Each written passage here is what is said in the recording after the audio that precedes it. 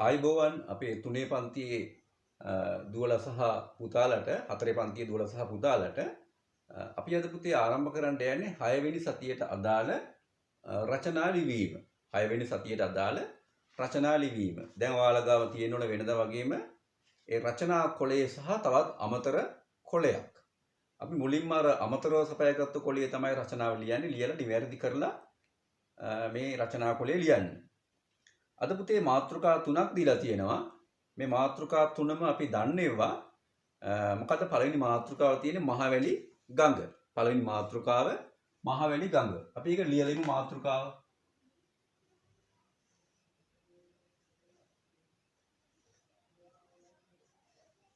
මහවැලි ගඟ. හරි. දැන් පුතේ මෙන්න මේ වගේ මාතෘකාවක් දුන්නහම අපිට හිතෙන දේවල් ලියන්න බෑ. දැන් අපි අර සුන්දර ගම්මානයක් වගේ මාතෘකාවක් දුන්නාම අපිට හිතේ මවාගෙන අලුත් නිර්මාණශීලී වාක්‍ය ලියන්න පුළුවන්. මේ වගේ මාතෘකාවක් දුන්නාම අපිට හිතෙන දේවල් ලියන්න බෑ. අපි අනික මහවැලි ගඟ සැබෑ තොරතුරු දැනගෙන ඉන්න ඕනේ. බොරු ලියන්න බෑ. හරි. එතකොට මතක තියාගන්න එහෙනම් මේ තොරතුරු අපි අනිවාර්යයෙන්ම මහවැලි ගඟ ගැන දන්න තොරතුරු සහ නිවැරදි තොරතුරු පමණයි මේකෙදි ලියන්න පුළුවන්. අපි දැන් බලමු අර වෙනද වගේම අපිට මේකේ වාක්‍ය ලියන්න පුළුවන් මොන වගේ වාක්‍යද මොනවා ගැනද කියලා. අපි ඒක ටිකක් පැත්තකින් ලියාගමු මෙහෙම. මෙතන ලියාගමු. අපිට පුතේ මහවැලි ගඟ දිගම ගඟනේ ලංකාවේ. දිග ගැන ලියන්න පුළුවන්. දිග ගැන ලියන්න පුළුවන්. ගඟේ ආරම්භය ගැන ලියන්න පුළුවන්.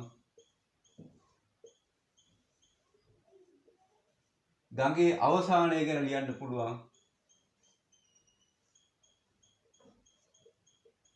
ආය අපිට පුළුවන් ගඟ ගලන ප්‍රදේශ ගැන ලියන්න පුළුවන්. ගලන තැන් ගැන ලියන්න පුළුවන්. ආය අපිට ලියන්න පුළුවන් මේ ගඟට කියන වෙනත් නම් ගැන ලියන්න පුළුවන්. වෙනත් නම්. හරි. අපි දැන් පුතේ මේ ගැන අපි එකින් එක වාක්‍ය ලියමු දැන් බලන්න. අපිට මුලින්ම ලියන්න පුළුවන් දිග ගැන. දැන් අපි දන්නවා මහවැලි ගඟ කියන්නේ ලංකාවේ දිගම ගඟ. ඒක අපි දන්නවනේ. ඒක පුතේ අපි සාමාන්‍ය ලස්සන වාක්‍යකින් හදන්න ඕනේ. කොහොමද අපි හදන්නේ ඒක? අපි එක දාලා ලියමු බලන්න. එක. එතන පුතේ මහවැලි ගඟ කියන්නේ ලංකාවේ දිගම ගඟ. ලේසියම වාක්‍යයක් හැදිය හැකියි. මහවැලි ගඟ ශ්‍රී ලංකාවේ දිගම ගංගාව වේ. එහෙම ලියන්න පුළුවන් නේද? කොහොමද ලියන්නේ? මහවැලි ගඟ මහවැලි ගඟ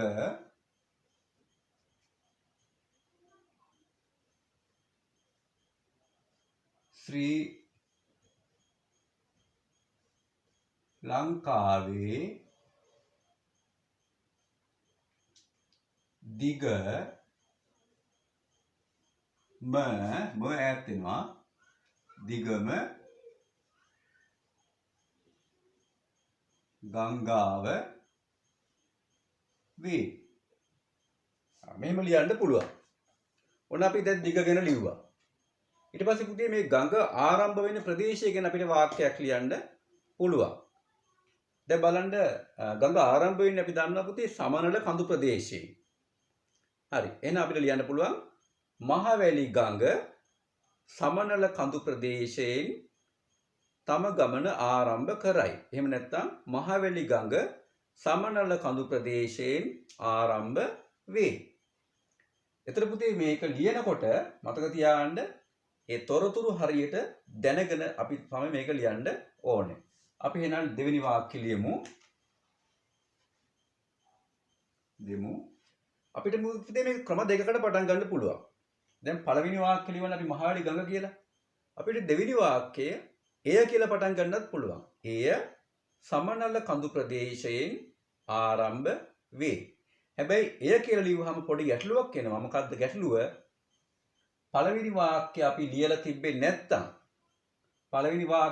තිබ්බේ නැත්තම් එය කියන්නේ මොකක්ද කියලා අපිට හොයාගන්න බෑ. අපිට දැන් මේක ක්‍රම දෙකකට පුළුවන්. පළවෙනි වාක්‍යය උදව්වෙන් දෙවෙනි වාක්‍යය ලියන්නත් පුළුවන්. පළවෙනි වාක්‍යය නැතත් දෙවෙනි වාක්‍යය තේරුම් ගැනීමේ හැකියාව තියෙන විදිහට ලියන්නත් පුළුවන්. අපි අර දෙවෙනි ක්‍රමය පාවිච්චි කරමු. ඒ කියන්නේ පළවෙනි වාක්‍යය නැතත් තිබුණත් දෙවෙනි වාක්‍යය තේරුම් ගැනීමේ හැකියාව අනුව ලියමු. හරි. එහෙනම් අපි ලියමු මහවැලි ගඟ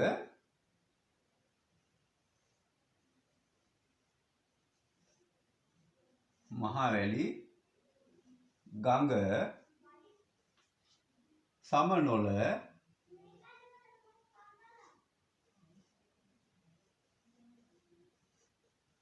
කඳු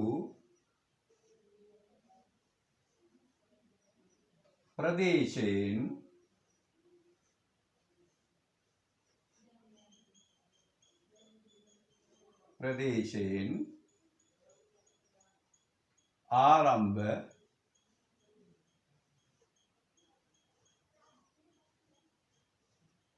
වේ.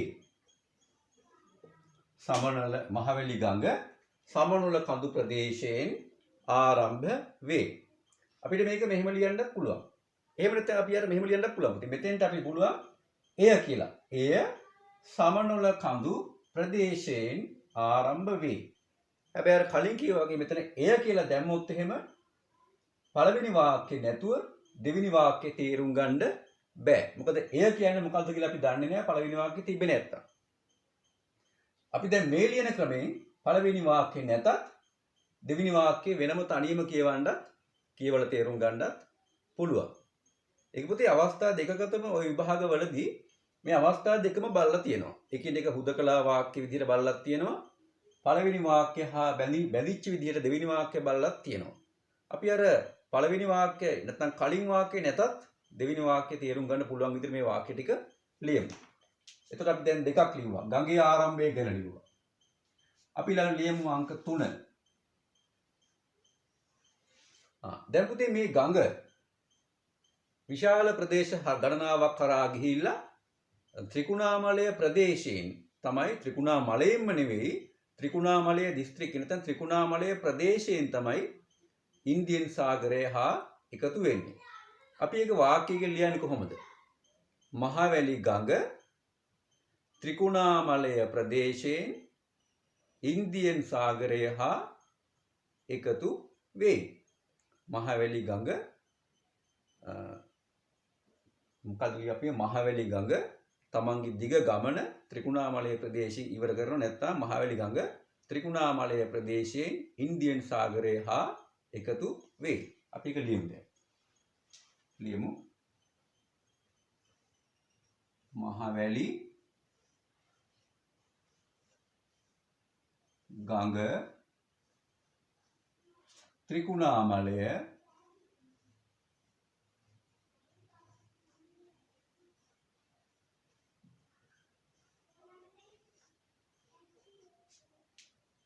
ප්‍රදේශ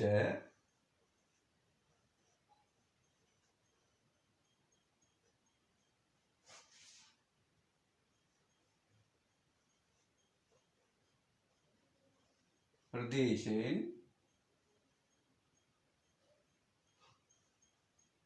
ඉන්දියන්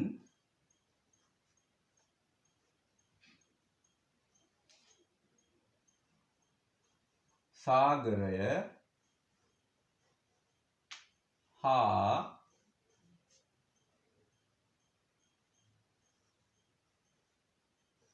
එක් වේ. හරි. දැන් පුතේ බලන්න මහවැලි ගඟ ත්‍රිකුණාමලය ප්‍රදේශයෙන් ඉන්දියන් අන්න මෙතන හල් පිල්ලක් අඩුයිනේ. දැක්කද දෙවෙනි පාර කියවන එකේ වැදගත්කම. ඉන්දියන් සාගරය හා එක් වේ.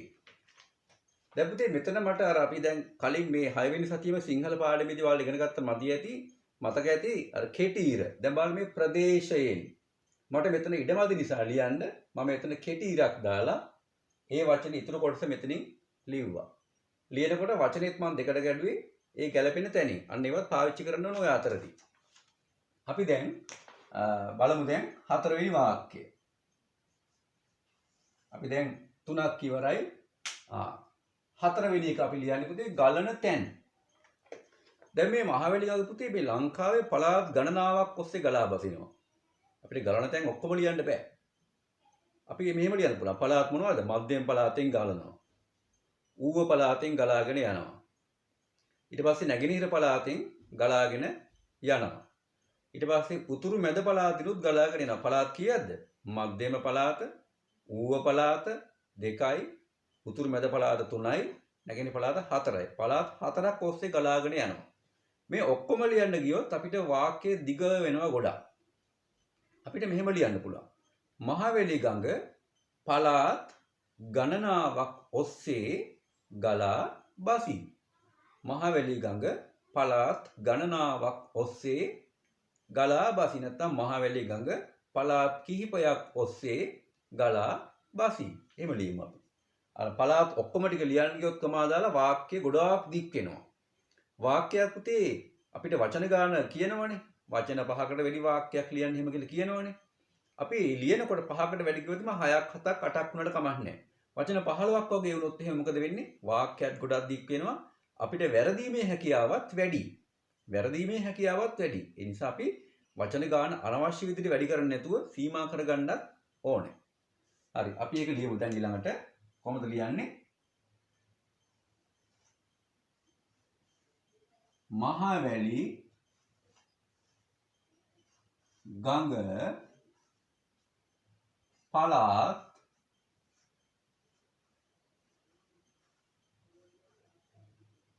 කිහිපයක්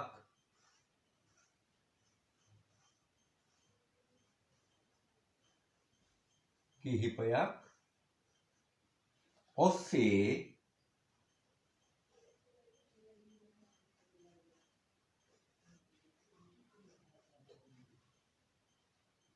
ගලා බසී. මහවැලි ගඟ පළාත් කිහිපයක් ඔස්සේ ගලා බසී. හරි පුතේ අපි දැන් වාක්‍ය 4ක් ලිව්වා. අපිට දැන් තව වාක්‍යයක් ලියන්න පුළුවන් මේ වෙනත් නම් ගැන. අපි ඒක දැන් මෙතන ලියන ඉඩක් මදි. අපි මේ වාක්‍ය කියමු මෙහෙම එකක්. කොහොමද අපි කියන්නේ? මහවැලි ගඟට පුතේ තව නමක් කියනවා මහා වාලුකා නදිය. මොකක්ද කියන්නේ? මහා වාලුකා නදිය. එතකොට අපිට මේ වාක්‍ය මෙහෙම ලියන්න පුළුවන්. මහවැලි ගඟ මහා වාලුකා නදිය යන නමින්ද හැඳින්වේ. මහවැලි ගඟ මහා වාලුකා නදිය යන නමින්ද හැඳින්වේ. එහෙම ලියන්නත් පුළුවන්. එතකොට පුතේ එහෙම ලියනකොට අර මහා වාලුකා නදිය කියන එකට දාන්න ඕනේ මොකද්ද? යුගල උඩුකොමා දාන්න ඕනේ. අන්න ඒවත් මතක තියාගන්න. අපි දැන් මේ ලියපු වාක්‍ය 4 නැවත පාරක් බලන්න ඕනේ. අනිවාර්යයෙන්ම ඕනෑම රචනාවකදී මොකද කරන්නේ? ඒ ලියපු වාක්‍ය 4 නැවත පාරක් බලන්න ඕනේ. මොකද මේවා අපි ලියනකොට අපිට පිල්ලම් අඩු වැඩි වෙන්න පුළුවන්. විරාම ලකුණු අමතක වෙච්ච ඒවා තියෙන්න පුළුවන්. අකුරු වැරදෙන්න පුළුවන්. ඒ නිසා අපි අනිවාර්යයෙන් මේ ලියපු වාක්‍ය 4 නැවත පාරක් බලමු. දැන් මොකද ඊට පස්සේ මේකේ ව්‍යාකරණ උක්තයාකාතය නොගැලපෙන්න පුළුවන්. ඒක බලන්න ඕන ඔක්කොම ටික. බලමු දැන්. පළවෙනි වාක්‍ය බලන්න. මහවැලි ගඟ ශ්‍රී ලංකාවේ දිගම ඈත් වෙනවා. දිගම ගංගාව වේ. සමහර අය පුතේ මේ ගංගාව කියලා ලියද්දි මේ මෙතන ගාපුරට සංඥක කරනවා. ඒක වැරදි. මේ බිඳුවත් එක්ක කවදාවත් සංඥක අකුරක් එකට යෙදෙන්නේ නැහැ. හරි ගංගාව වේ. නැවතීමේ තිත තිබ්බා. මහවැලි ගඟ සමනොල අන්න සම නැලයා කියන සතාගේ ඉන්නේ දන්තජ ලයන්න. හැබැයි මෙතන මේ සතාගේ නම නෙවෙයි මෙතන ලියන්නේ කන්දක නමක් සමනොල මූර්ධජ ලයන්න. සමනොල කඳු ප්‍රදේශයෙන් ආරම්භ වේ. ඊළඟ එක මහවැලි ගඟ ත්‍රිකුණාමලය අන්න මෙතන වචනේ අපි ඉදමදි වුණා ප්‍රදේශයෙන් ඉන්දියන් සාගරය හා එක් වේ. මෙතන මේ කෙටීර දාද්දි මතක තියාගන්න එක තැනයි දාන්නේ ඒ උඩරූලේ නැත්නම් වචන දෙකට ගැටුවාම පළවෙනි කොටසට තමයි කෙටීර දාන්නේ. මෙතනින් එහෙම කෙටීර දැම්මොත් වැරදි. මහවැලි ගඟ පළාත් කිහිපයක් ඔස්සේ ගලා බසී. හරි. එතකොට අපි වාක්‍ය ටික බැලුවා නැවත පාරක් අකුරුත් බැලුවා. එක හරිනම් එක අපි නිවැරදි. හරි. එහෙනම් පුතේ අපි දැන් ඔන්න මහවැලි ගඟ යන වාක්‍ය අපි අවසන් කරනවා. අපිට තව මාතෘකාවක් මේකේ තියෙනවා. අපි මේ මාතෘකාවත් මොකක්ද කියලා බලමු.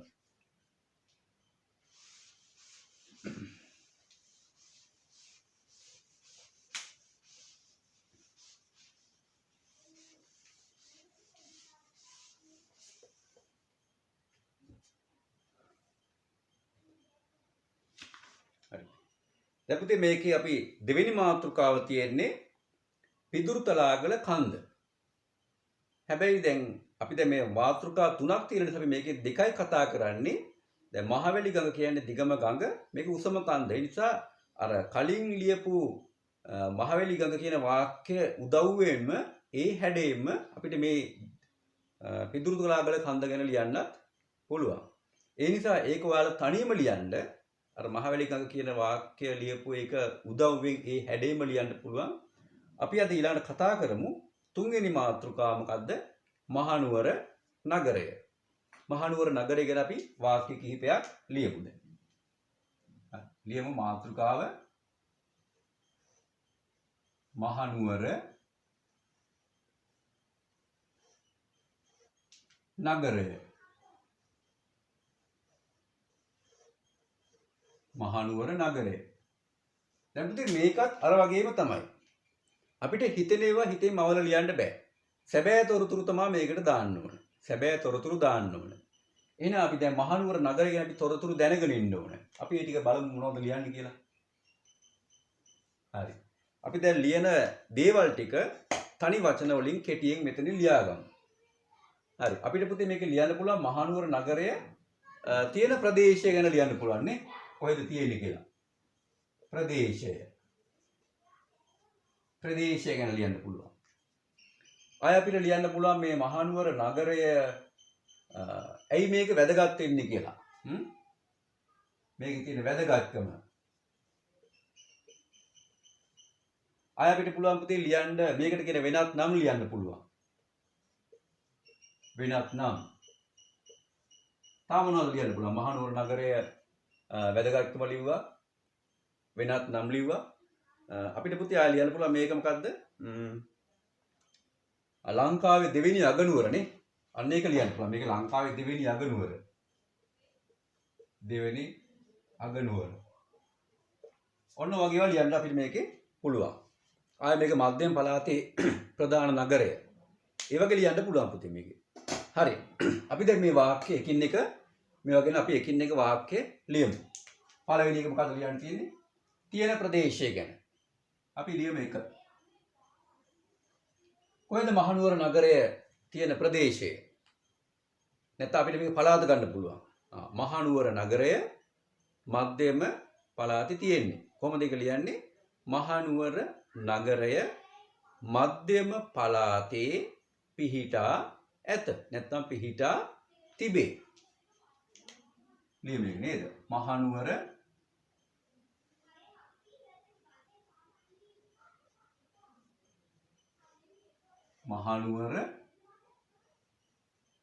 නගරය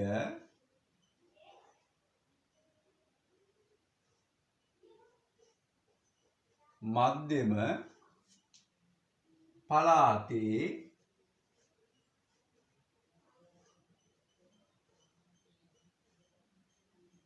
පිහිටා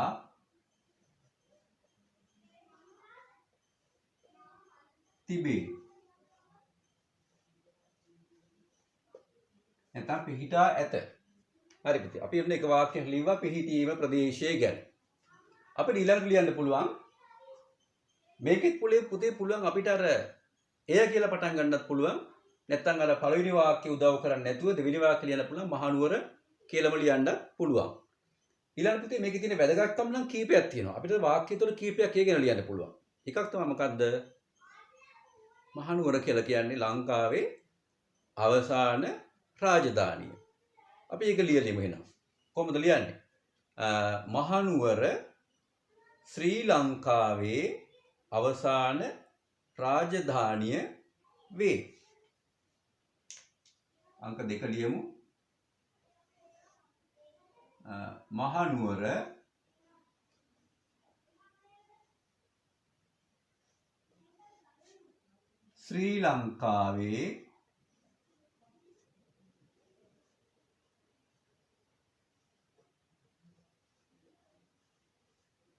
ශ්‍රී ලංකාවේ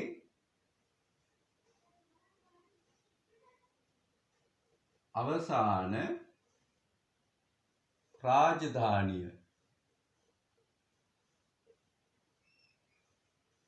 රාජධානිය වේ. මහනුවර ශ්‍රී ලංකාවේ අවසාන රාජධානිය වේ. ඊට පස්සේ පුතේ අපිට තව පුළුවන් මේකට තව වැදගත්කමක් තියෙනවා. මොකද්ද? මහනුවර කියලා කියන්නේ මධ්‍යම පළාතේ ප්‍රධාන නගරය. එහෙම නැත්නම් මහනුවර කියලා කියන්නේ ශ්‍රී ලංකාවේ දෙවන ප්‍රධාන අග නගරය. ඒක ලියන්නත් පුළුවන්. අපි ඔක්කොම ලිව්වොත් එimhe වාක්‍ය වැඩි වෙන නිසා ඔය දෙකෙන් කැමති අපි එකක් ලියමු. අපි ලියමු නම් මෙහෙම. මහනුවර මධ්‍යම පළාතේ ප්‍රධාන නගරය වේ. හැබැයි දෙවෙනි එක අපි ලියමු මෙහෙම. මහනුවර නගරය ශ්‍රී ලංකාවේ දෙවන ප්‍රධාන අග නගරය වේ. ඒක තමයි වඩාත් ලස්සන කියලා මට හිතෙනවා. තුන්වෙනි එක අපි ලියමු. මහනුවර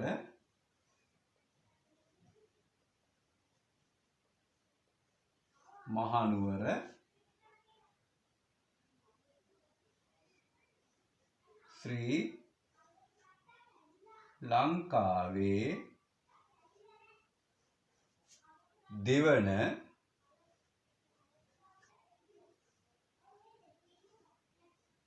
ප්‍රධාන අග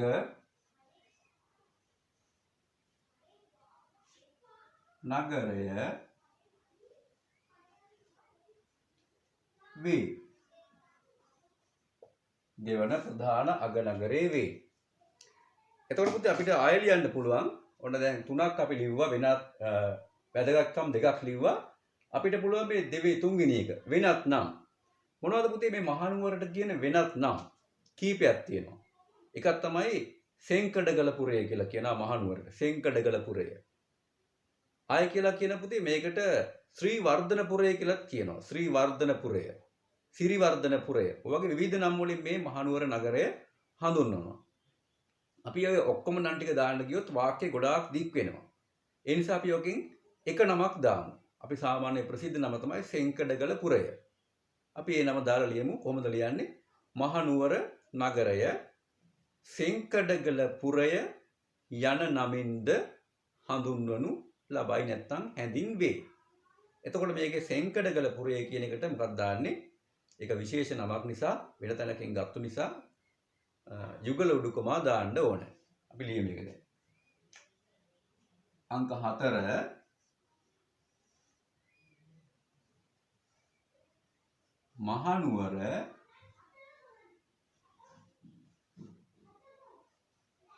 නගරය මොකද්ද? සෙන්කඩගල.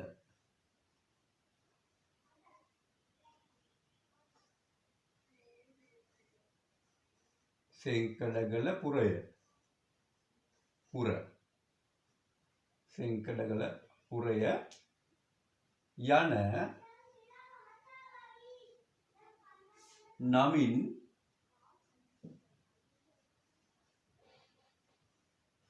ද හැඳින්වේ.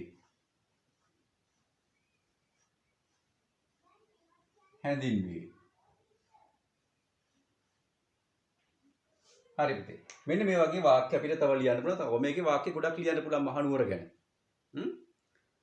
හරි. එතකොට ආය අපේ දළදා වහන්සේ තියෙන්නේ මේ මහනුවර නගරේ. ඒ ගැන වාක්‍ය ලියන්න පුළුවන් නේද? බෞද්ධයන්ගේ මුදුන් මල්කඩ වැනි දළදා වහන්සේද මහනුවර නගරේ පිහිටා ඇත කියලා අපිට මේ වගේ වාක්‍ය ලියන්න පුළුවන්. ආය දළදා පෙරහැර පැවැත්වෙන්නේ මහනුවර නගරේ. මහනුවර නගරය ආශ්‍රිතව නේද? ඒ ගැන වාක්‍ය පුතේ අපිට ඕන තරම් මේක ලියන්න පුළුවන්. අපි දැන් වාක්‍ය 3යි ලියන්න තියෙන්නේ. අපි 4ක් ලිව්වා. මොකක්ද ඊළඟට කරන්න තියෙන්නේ? මේ වාක්‍ය ටික නැවත කියලා බලන්න ඕනේ. පිල්ලම් අඩුද වැඩිද? අකුරු වැරදිද? විරාම ලකුණු අඩුපාඩු තියෙනවද කියලා බලන්න ඕනේ මුල ඉඳලා. ඊට පස්සේ උක්ත ආඛ්‍යාතයේ ගැලපෙනවද? ඒ සියලු දේවල් අපි ඊළඟට බලන්න ඕනේ. අපි දැන් කින් එක කියවලා බලමු. මහනුවර බලනකොට මේ කියවනකොට තව දෙයක් මතක තියාගන්න අකුරු ගැන ඉතා සැලකිලිමත් වෙන්න ඕනේ. අපි දැන් මේක සමහර ළමයි කියවනකොට ඔහේ කියවගෙන යනවා. එහෙම බෑ. හැම අකුරක් ගානෙම වෙන වෙනම බලන්න ඕනේ. මහනුවර නගරය මධ්‍යම පළාතේ පිහිටා තිබේ. නැවත ඉබිතද තියන්න ඕනේ. මහනුවර ශ්‍රී ලංකාවේ අවසාන රාජධානිය වේ. මහනුවර ශ්‍රී ලංකාවේ දෙවන ප්‍රධාන අග නගරය වේ. මහනුවර නගරය සෙංකඩගලපුර යන නමින්ද හැඳින්වේ. හරි. එතකොට පුතේ අපිට මෙන්න මේ වගේ වාක්‍ය ලියන්න පුළුවන් ඔය ඔයාලගේ රචනා පත්‍රේ. ඔයාලත් මුලින්ම මේ වගේ ලියනකොට මතක තියාගන්න දැන් මේ වගේ මාතෘකා ආවොත් මම ආයෙත් කියනවා මේ වගේ මාතෘකා ආවොත් දැන් මහවැලි ගඟ ඊට පස්සේ අනුරාධපුරය වගේ මේ අපිට සැබෑවටම දකින්න තියෙන දේවල් ආවොත් මාතෘකාවක් විදිහට අපිට බොරු ලියන්න බෑ හිතන දේ ලියන්න බෑ අපි මේ දේ ගැන සැබෑ තොරතුරු දැනගෙන ඉන්න ඕනේ. ඉව තමයි වාක්‍ය විදිහට ගලපලා ලියන්න ඕනේ.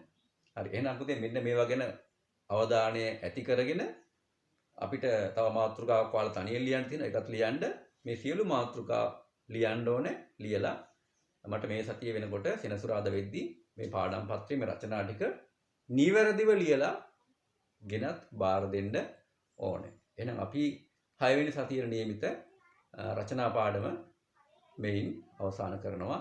ඔයාලා සියලු දෙනාට තෙරුවන් සරණයි.